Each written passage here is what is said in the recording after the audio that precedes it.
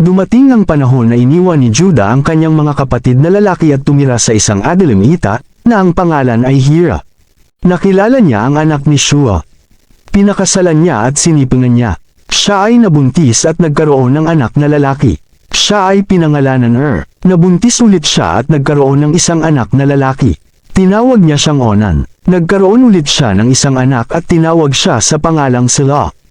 Ito ay sa Kizib kung saan siya ipinanganak. Nakahanap si Judah ng isang asawa para kay panganay niya. Ang pangalan niya ay Tamar. Ang panganay niyang anak na si ay napakasama sa paningin ni Yahweh. Pinatay siya ni Yahweh. Sinabi ni Judah kay Onan, sumiping ka kasama ng asawa ng iyong kapatid na lalaki. Gawin mo ang tungkulin bilang isang kapatid na lalaki, at palakihin mo ang isang bata para sa iyong kapatid. Alam na ni Onan na ang bata ay hindi kanya. Kapag sumisiping siya kasama ng asawa ng kanyang kapatid na lalaki, tinatapon niya sa lupa ang kanyang semilya upang hindi siya magkaroon ng anak para sa kanyang kapatid na lalaki. Ang ginawa niya ay naging masama sa paningin ni Yahweh. Pinatay din siya ni Yahweh. Pagkatapos sinabi ni Judah kay Tamar na kanyang manugang, manatili kang byuda sa bahay ng iyong ama hanggang sa lumaki si Sela na aking anak. Dahil sa isip niya, baka mamatay din siya katulad ng kanyang mga kapatid. Umalis si Tamar at nanirahan sa bahay ng kanyang ama. Pagkatapos ng mahabang panahon, ang anak na babae ni Sua na asawa ni Judah ay namatay.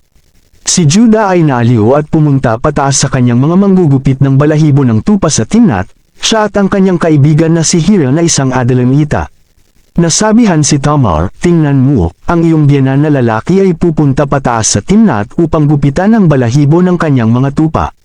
Hinubad niya ang damit sa pagkabalo at tinekpan ang kanyang sarili ng isang belo at ibinalot ang sarili. Umupo siya sa tarangkahan ng anim, sa tabi ng daan patungong Timnat. Dahil nakita niyang si Sela ay lumaki na ngunit hindi siya binigay bilang asawa niya. Nang makita siya ni Judah naisip niya na siya ay isang babaeng bayaran dahil tinekpan niya ang kanyang mukha. Pumunta siya sa kanya sa tabing daan at sinabi, halika, pakiusap hayaan mo akong sumiping sa iyo. Dahil di niya alam na siya ang manugang niya at sinabi niya, anong ibibigay mo sa akin para sipinin kita? Sinabi niya, papadalhan kita ng isang batang kambing na mula sa kawan. Sinabi niya, maaari mo ba akong bigyan ng isang sangla hanggang may padala mo ito? Sinabi niya, anong sangla ang maaari kong ibigay sa iyo? At sinabi niya, ang inyong selyo at kordon, at ang tungkod na nasa iyong kamay. Ibinigay ito sa kanya at sinipungan siya. Siya ay nabuntis sa pamamagitan niya. Tumindig si Tamar at umalis palayo. Inalis niya ang kanyang belo at isinuot ang damit sa kanyang pagkabalo. Ipinadala ni Judah ang batang kambing mula sa kawan kasama ang kanyang kaibigan na Adullamita para tanggapin ang sangla na mula sa kamay ng babae, ngunit hindi na niya siya nakita. Pagkatapos nito ay tinanong ng Adullamita ang mga lalaki sa lugar, na saan ang kultong babaeng bayaran na nasa anim sa tabing daan. Sinabi nila, wala namang kultong babaeng bayaran dito. Bumalik siya kay Judah at sinabi, hindi ko siya nakita. Maging ang mga lalaki sa lugar ay nagsabi, walang naging kultong babaeng bayaran dito. Sinabi ni Judah, hayaan mong itago niya ang mga bagay, baka malagay tayo sa kahihiyan. Totoo nga, ipinadala ko ang batang kambing, ngunit hindi mo siya natagpuan. Dumating ang panahon, pagkalipas ng 3 buwan na sinabi kay Judah, ang iyong manugang na si Tamar ay naging babaeng bayaran, at totoo nga, siya ay nabuntis sa dahil doon. Sinabi ni Judah, siya'y ilabas upang sunugin. Nang siya ay dinala palabas, nagpadala siya ng mensahe para sa kanyang biyenan na lalaki, dahil sa lalaking nagmamay-ari nito nabuntis ako. Sabi niya, pakiusap alamin ninyo kung kaninong selyo, mga kordon at tungkod ito. Nakilala ni Judah ang mga ito at sinabi, siya ay mas matuwid kaysa sa akin, dahil hindi ko siya ibinigay bilang isang asawa kay Sela, na aking anak na lalaki.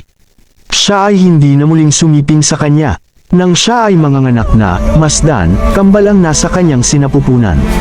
Nang nanganganak na siya, may isang naglabas ng kamay, at kinuha ng komodro na ang isang pulang sinulid at itinali ito sa kanyang kamay at sinabi, ito ang unang lumabas. Nang inurong niya ang kanyang kamay, at masdan, ang kapatid niyang lalaki ay unang lumabas.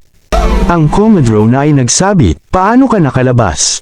at pinangalanan siyang Perez. Pagkatapos ang kapatid niya ay lumabas, na mayroong pulang sinulid sa kanyang kamay, at Zira ang ipinangalan sa kanya.